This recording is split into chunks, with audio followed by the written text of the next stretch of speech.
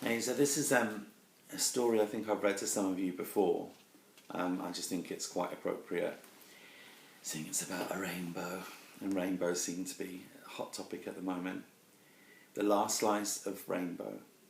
Jason walked home from school every day along the side of a steep grassy valley where hairballs grew and sheep nibbled. As he walked, he always whistled. Jason could whistle more tunes than anybody else at school, and he could remember every tune he had ever heard. That was because he had been born in a windmill, just at the moment when the wind changed from south to west. He could see the wind as it blew, and that is a thing not many people can do. One day, as Jason walked home along the grassy path, he heard the west wind wailing and sighing. Ooh, ooh, ooh, ooh. Bother and blow, I've forgotten how it goes. What have you forgotten, wind? Asked Jason, turning to look at the wind. It was all brown and blue and wavery with splashes of gold. My tune, my favourite tune, the one that goes like this. And he whistled.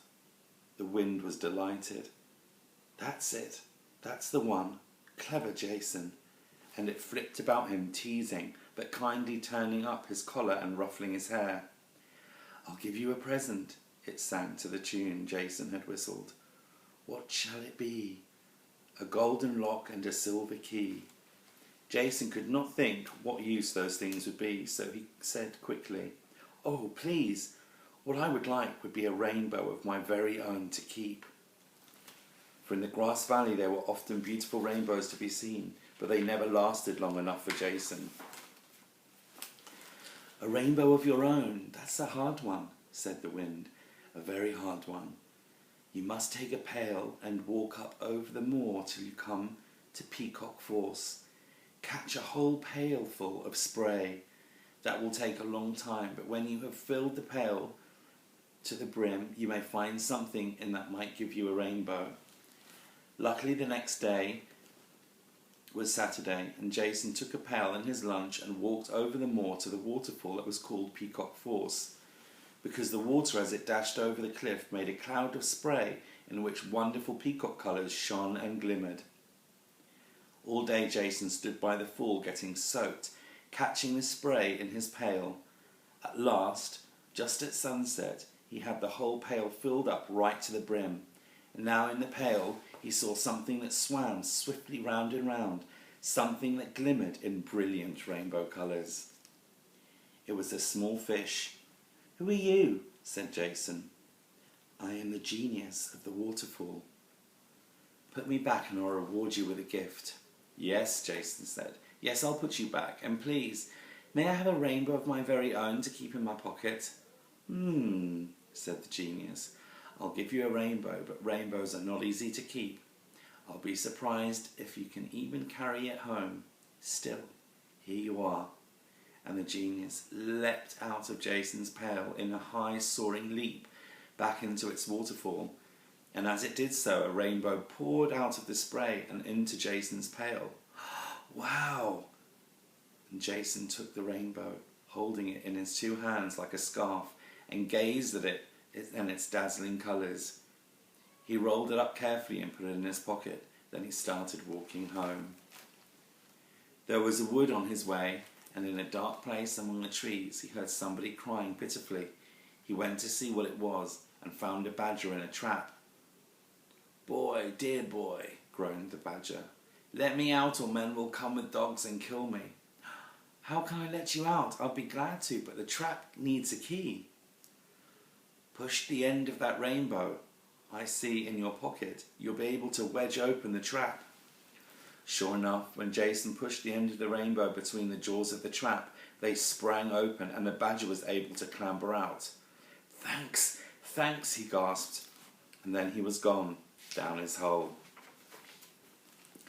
Jason rolled up the rainbow and put it back in his pocket, but a large piece had been torn off by the sharp teeth of the trap, and it blew away. On the edge of the wood was a little house where old Mrs. Skaggle lived. She had a very sour nature. If children's balls bounced into her garden, she baked them in her oven until they turned to coal, and everything she ate was black. burnt toast, black tea, black olives, she called to Jason. "Boy, will you give me a bit of that rainbow I see sticking out of your pocket? I'm very ill. The doctor says I need a rainbow pudding to make me better." Jason did not much want to give Mrs. Skaggle a bit of his rainbow, but she did look ill. So, rather slowly, he went into her kitchen, where she cut off a large bit of the rainbow with a bread knife. Then she made a stiff batter with hot milk and flour and stirred in a piece of rainbow and cooked it. She let it get cold and cut it into slices and ate them with butter and sugar. Jason had a small slice too. It was delicious. "That's the best thing I've eaten for a year," said Mrs. Skaggle. "I'm tired of black bread. I can feel this pudding doing me good." She did look better. Her cheeks were pink and she almost smiled. As for Jason, after he had eaten his small slice of pudding, he grew 3 inches. "You'd better not have any more," said Mrs. Skaggle. Jason put the last piece of rainbow in his pocket. There was not a lot left now. As he drew near the windmill where he lived, his sister Tilly ran out to meet him. She tripped over a rock and fell, gashing her leg. Blood poured out of it, and Tilly, who was only 4, began to wail.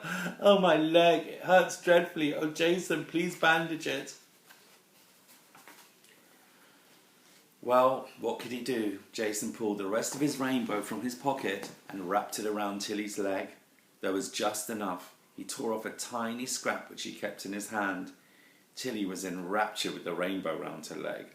"Oh, how beautiful! And it stopped the bleeding." She danced away to show everybody. Jason was left looking rather glumly at the tiny shred of rainbow between his thumb and finger.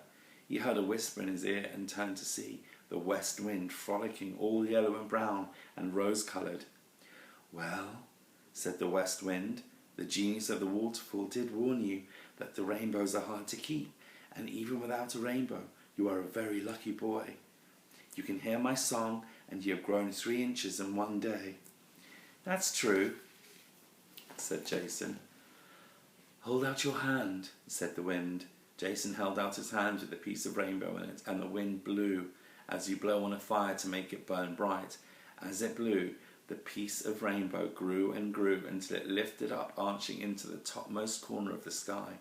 Not just a single rainbow, but a double one, with a second rainbow underneath that, the biggest and most brilliant that Jason had ever beheld. Many birds were so astonished at the sight that they stopped flying and fell, or collided with each other in mid-air. Then the rainbow melted and was gone. "Never mind," said the west wind.